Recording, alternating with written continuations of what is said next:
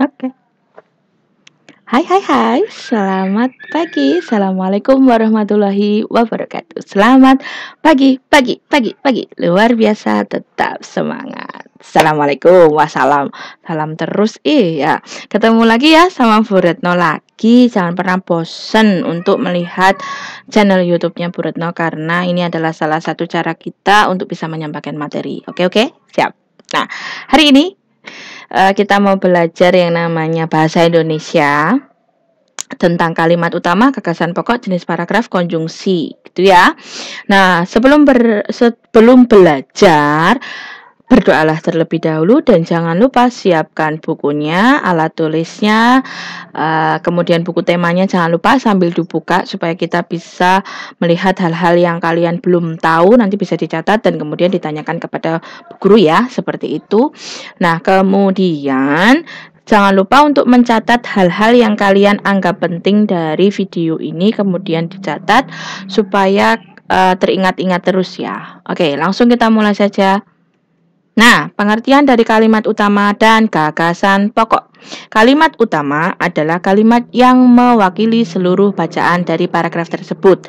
Sedangkan kalimat penjelas adalah kalimat yang menjelaskan rincian kalimat utama. Nah, sebelumnya kita Retno jelaskan dulu tentang paragraf.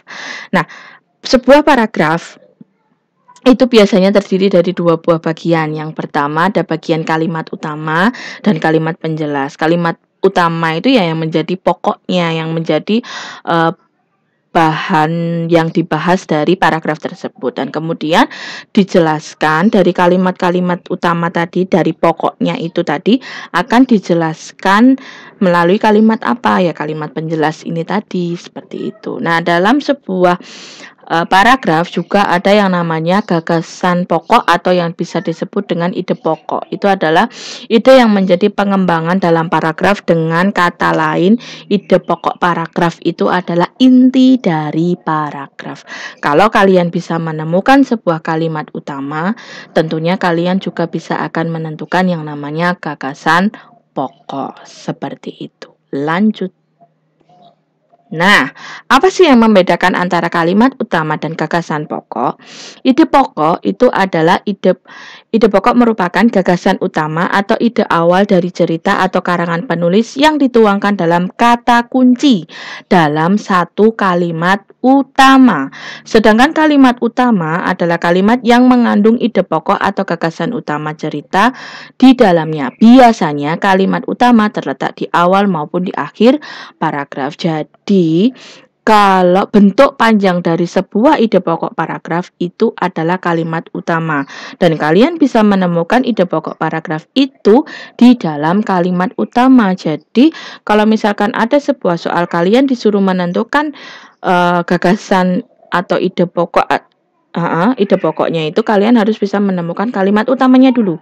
Kemudian carilah kata kunci dari kalimat utama tersebut yang merupakan ide pokok paragrafnya atau gagasan pokok dari paragrafnya. Nah, perhatikan paragraf berikut ini.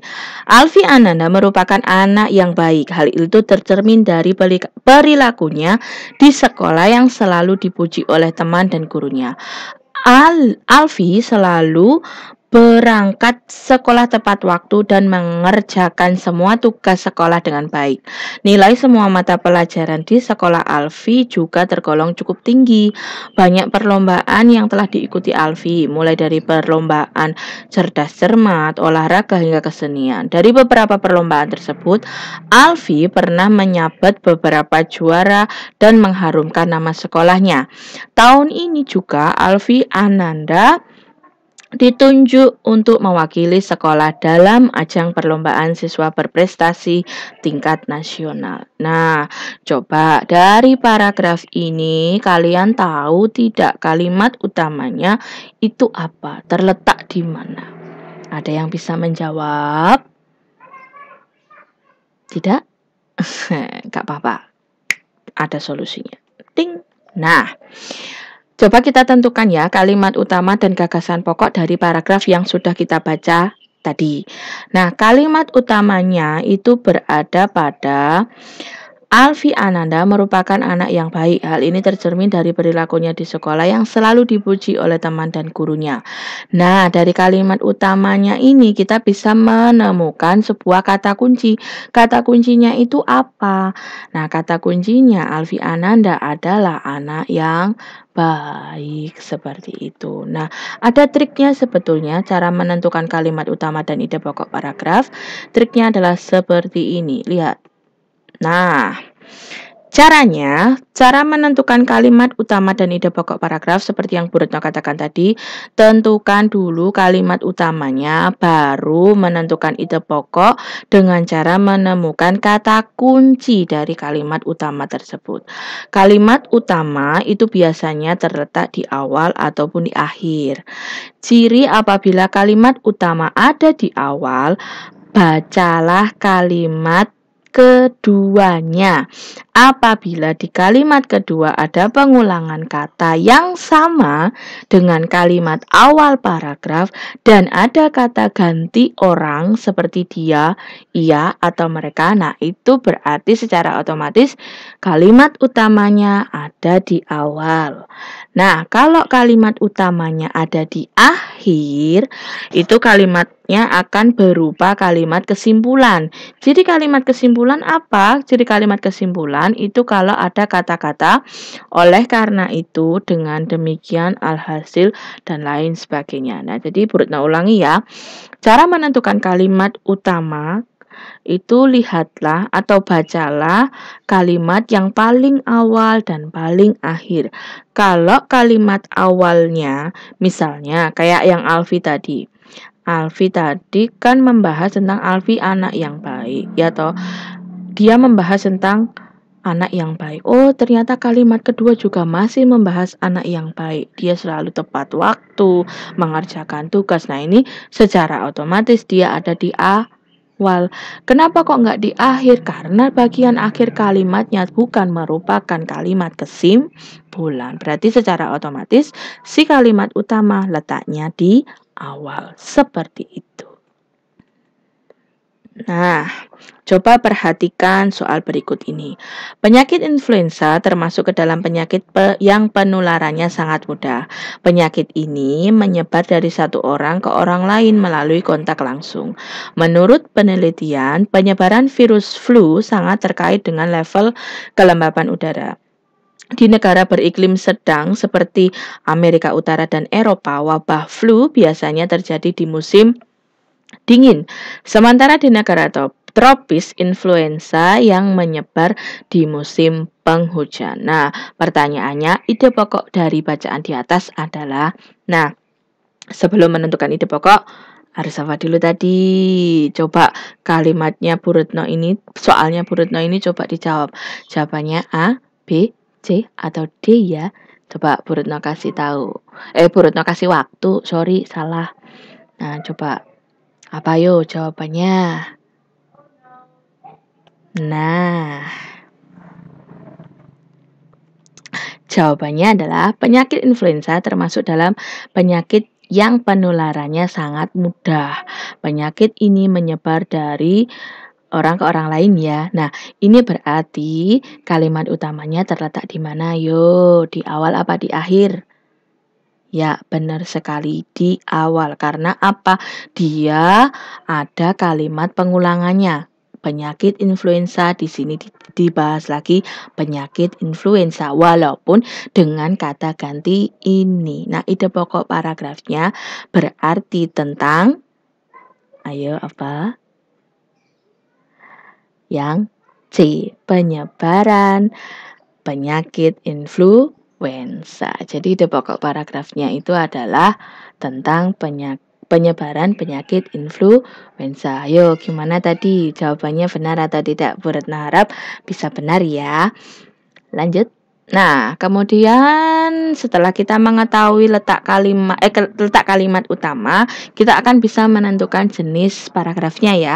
Jenis paragraf berdasarkan letak kalimat utama itu dibedakan menjadi 3. Yang pertama adalah paragraf deduktif, kedua induktif, dan yang ketiga adalah campuran. Deduktif itu adalah jenis paragraf yang letak kalimat utamanya ada di awal, sedangkan induktif itu di bagian akhir, dan kalau campuran berarti dia ada di awal kemudian diulang di bagian akhir.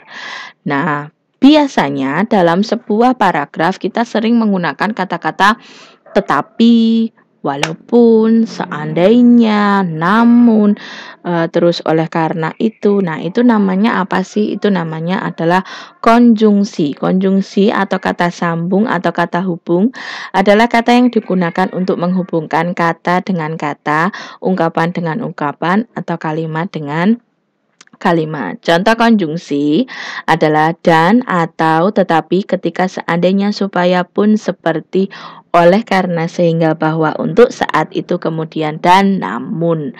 Nah, dalam contoh dalam paragraf biasanya digunakan seperti ini. Coba di paragraf Burutno tadi ada tidak konjungsinya? Kita lihat, nah ini kita bisa menemukan konjungsi di bagian sini ya. Ada kata dan, ini namanya adalah konjungsi. Nah, untuk penggunaan konjungsi juga harus memperhatikan maksud dari kalimatnya ya. Jadi kita tidak asal menggunakan sebuah konjungsi kayak gitu. Nah, seperti itu. Nah, misalkan untuk konjungsi tetapi. Nah, tetapi itu kan misalnya kayak gini. Misal contoh ya, dia terlambat tetapi tidak izin kayak gitu. Nah, itu adalah sebuah penggunaan konjungsi ya, seperti itu. Nah, kalau penggunaan kata dan ini biasanya tidak boleh ditaruh di awal kalimat sebuah paragraf. Itu tidak boleh seperti itu. Nah, sudah jelas ya untuk penjelasannya Burutno tentang konjungsi. Nah, sudah selesai penjelasan dari Bu Retno.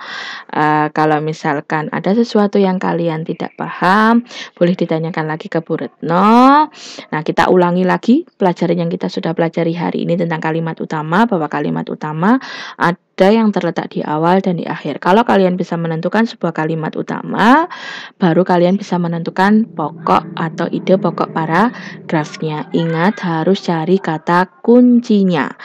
Nah, kuncinya bahasa Indonesia itu apa sih? Kalian harus bisa membaca dengan teliti ya. Jadi kalau membaca tidak boleh disambi-sambi, harus fokus pada bacaannya supaya kita bisa menyelesaikan soalnya. Seperti itu. Nah, cukup penjelasan dari Bu Retno. Semoga kalian paham. Kalau memang terpaksanya tidak paham, silahkan ditanyakan lagi ke Bu Retno. Dengan senang hati Bu Retno akan menjawab. Terima kasih sudah menyimak videonya Bu Retno. Bu Retno berdoa semoga pandemi segera selesai dan semua orang yang sedang sakit disehatkan, yang sehat tetap sehat. Semoga aktivitas kita bisa kembali lagi seperti semula, terutama sekolah ya. Sudah kangen sekali untuk sekolah tatap muka. Tetap berdoa dan tetap optimis supaya pandemi ini segera selesai. Tetap patuhi protokol kesehatan. Demikian penjelasan dari Bu Retno. Kalau ada salah-salah kata Bu Retno mohon maaf. Akhirul salam. Wassalamualaikum warahmatullahi wabarakatuh. Selamat pagi. Luar biasa, tetap semangat.